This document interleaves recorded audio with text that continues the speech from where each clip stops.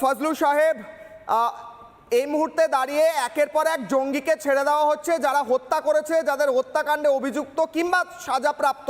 এক্ষুনি আরও একজনকে ছাড়া হলো গতকাল রাতে, এক্ষুনি আমরা ব্রেক করলাম। আপনারা এই পদক্ষেপকে সমর্থন করছেন, স্বাগত জানাচ্ছেন না বিরোধিতা করছেন?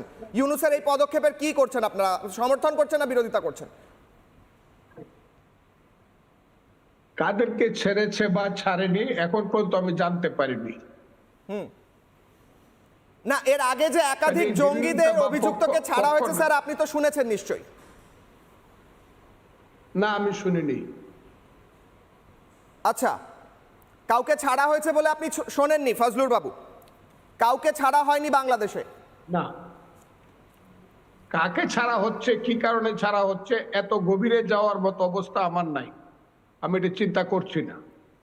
স্যার, আপনি বিএনপি চেয়ারপারসনের উপদেষ্টা, আপনার উপদেশে এই দলটি চলে এবং এই দলের অনেক সিদ্ধান্ত হয়, আমি সেই হিসেবেই অ্যাকসেপ্ট করব জিনিসটাকে। সেই হিসেবে বাংলাদেশে কি পরিস্থিতি চলছে এই মুহূর্তে এটা তো জানা আপনার, মানে জানেন বলেই আমি এক্সপেক্ট করছি স্যার।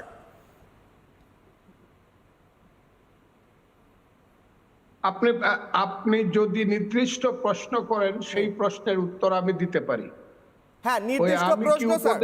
আমার উপদেশ ফজলুর বাবু, নির্দিষ্ট প্রশ্ন, একদম নির্দিষ্ট। জিকরুল্লাহ বলে একজন জঙ্গিকে গতকাল গভীর রাত্রে ছেড়ে দেওয়া হয়েছে। আমরা ব্রেক করছি, নিউজ ব্রেক, সবাই ব্রেক করছে। আপনি কি বলবেন, জঙ্গিদের ছেড়ে দেওয়ার ইউনূসের পদক্ষেপকে সমর্থন করেন না বিরোধিতা করেন? ভেরি স্ট্রেট আমি তো ব্যাপারটা বললাম যে এই ব্যাপারটা আমি জানি না।